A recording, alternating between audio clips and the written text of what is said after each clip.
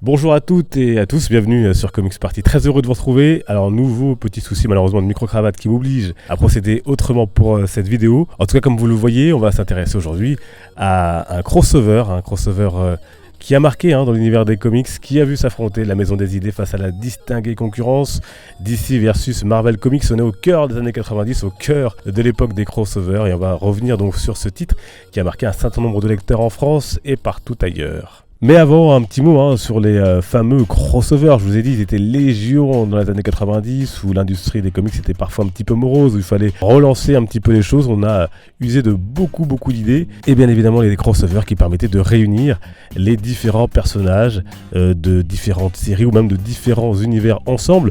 Comme ici, vous vous souvenez, ici c'est l'omnibus Age of Apocalypse, qui a vu donc les différentes séries X-Men se mélanger, puisqu'il y avait plusieurs séries X-Men dans ce méga crossover. Elles ont toutes été impactées, elles sont présentées notamment en version intégrale ici dans cet omnibus publié par Panini Comics. Vous voyez, il y avait des séries Génération X, la série Gambit notamment, qui étaient donc impactées. Il y a les crossovers entre personnages d'une même maison d'édition, mais d'équipes différentes, comme ici bien sûr, qui voient s'affronter les X-Men et les Avengers, bien évidemment. Et puis donc là, on va s'intéresser à ce crossover Marvel versus DC Comics, mais il y en a eu d'autres crossovers qui à l'époque ont mélangé les héros des deux écuries. Vous les découvrez ici, Batman, Captain America, vous avez Superman contre le surfeur d'argent, et si on retourne, Batman et Daredevil. Et puis parfois on change carrément totalement d'univers et donc de franchise, c'est pas forcément que Marvel et DC. Vous voyez ici avec Green Lantern versus Alien, donc chez Dark Comics, c'est pareil, Batman versus Alien toujours avec Dark Horse Comics. Sur ces bonnes paroles, on plonge tout de suite dans l'univers qui nous intéresse aujourd'hui. C'est il y a tout juste 14 ans, en avril et mai 1996, que les éditeurs DC Comics et Marvel ont présenté aux lecteurs leur méga crossover. Au scénario, on y retrouve des auteurs connus et ayant œuvré dans les deux maisons d'édition, avec notamment Ron Marz, souvenez-vous, on en a parlé récemment sur la chaîne avec son Green Lantern, Emerald Twilight, ou encore Peter David. Pour lier les deux univers, on nous révèle donc l'existence de deux entités cosmiques qu'on appelle Brothers et frères, et qui représentent chacun un des deux univers. C'est leur confrontation qui va aboutir à la collision des deux univers, du moins à leur mélange, faisant passer les héros d'une réalité à une autre. Au bout du compte, les auteurs l'annoncent gravement au lecteur, il ne pourra subsister qu'un seul univers. Stupeur. Et les choses démarrent donc directement avec Spider-Man qui fait sa tournée à New York avant de se retrouver nez à nez avec un certain Joker à Gotham. Le Fléau, lui, est dans un combat sans pitié avec ses ennemis naturels, dirons-nous, Wolverine, Tornade et Gambit, avant de se retrouver face au Daily Planet à Metropolis, où il se fait assommer par Superman. Captain America, avant de se volatiliser, lui, combat une énième fois l'organisation criminelle Hydra. Wonder Woman, elle, sauve les passants de l'effondrement d'un pont. Hulk passe du bon temps avec Betty Ross, quand Superboy est lui pris en flagrant délit de drague plutôt lourde par sa copine. Lobo, quant à lui, le mercenaire de l'espace, livre une lutte épique dans l'espace, quand Professeur X et le Fauve enquêtent déjà sur la mystérieuse disparition du demi-frère de Xavier, le Fléau, avant que Wolverine, Tornade et Gambit disparaissent à leur tour, soudainement sous leurs yeux. Puis c'est au tour du Green Lantern Kyle Rayner, d'Electra, de Flash, de Thor, d'Aquaman, du Surfeur d'Argent, de Shazam, de Namor, de Quicksilver ou encore de Catwoman de disparaître à leur tour. Mais ce sont vraisemblablement pas les seuls et pas seulement les héros qui sont concernés, car on retrouve ensuite dans la Batcave Batman qui essaie de raisonner un bullseye désemparé qui tient en otage Robin. C'est ensuite d'ailleurs à ce dernier, après l'affrontement, de disparaître chez les X-Men. Bref, c'est la panique totale chez les super-héros. Clark Kent enfile alors sa cape de journaliste pour tenter de décrypter les changements majeurs qui semblent se produire. Et vous les voyez donc se produire pendant que Clark Kent ici rédige son article des différents duels. On voit donc le Green Goblin face au Green Lantern Kyle Rayner ou encore Captain America affronter Bane, ou encore ici à côté Daredevil face à l'Homme Mystère face à Enigma. On retrouve aussi Batman face à Venom, ou encore ici le Martian Manhunter face à la chose de l'équipe des 4 Fantastiques chez Marvel. D'autres héros semblent ici également faire alliance pour contrer des ennemis, vous le voyez sur ces cases en bas. Et vous avez ici un autre combat au sommet entre Deathstroke et le Punisher.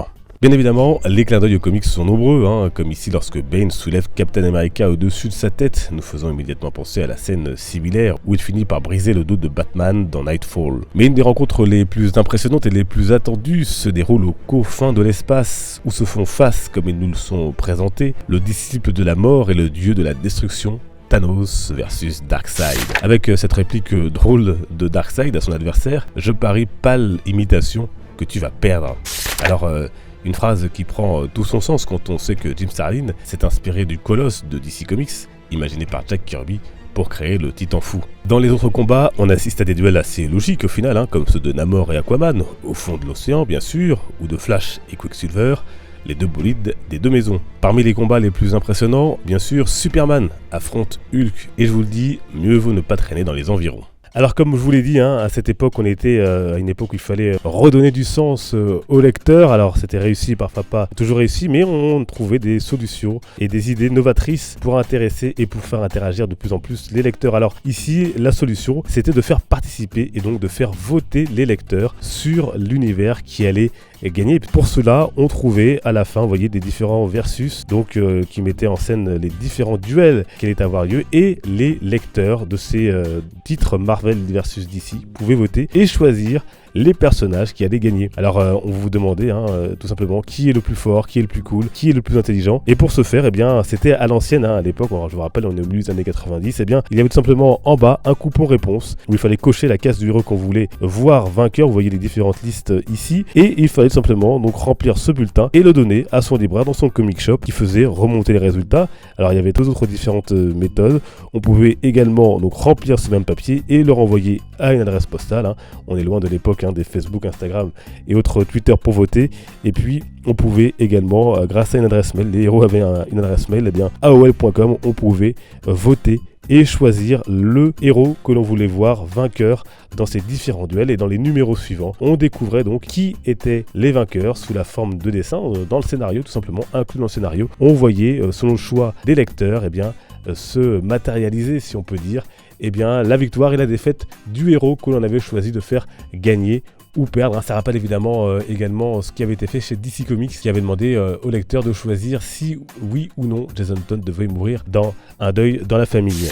Et ce sont donc les lecteurs qui ont décidé que Superman battait Hulk, que Spider-Man mettait à terre Superboy, que Wolverine venait à bout de Lobo et que Tornade parvenait à l'exploit de terrasser Wonder Woman. Le combat entre Batman et Captain America semble lui plus incertain, mais c'est là qu'intervient un nouveau personnage, Access, dont l'action, combinée avec celle du Spectre de chez DC et du Tribunal vivant de Marvel, va conduire à la fusion des deux univers, le fameux Amalgam Universe, publié en plusieurs numéros également. On y retrouve des mélanges comme Darklo entre Batman et Wolverine, Speed Demon, fusion entre Flash, Ghost Rider et Etrigan, rien que ça, ou encore le Super Soldier, fusion au sommet entre Captain America et Superman. Et voilà, pour vous montrer un exemple, deux exemples même de ces amalgames comics des années 90. On est là en 1997 lors de la deuxième vague. Et bien on retrouve notamment Bat Thing, ici par Larry Hama, la fusion de Mad Bat de l'univers de DC Comics et de l'Homme-Chose de chez Marvel. Et puis on retrouve ici également Génération X.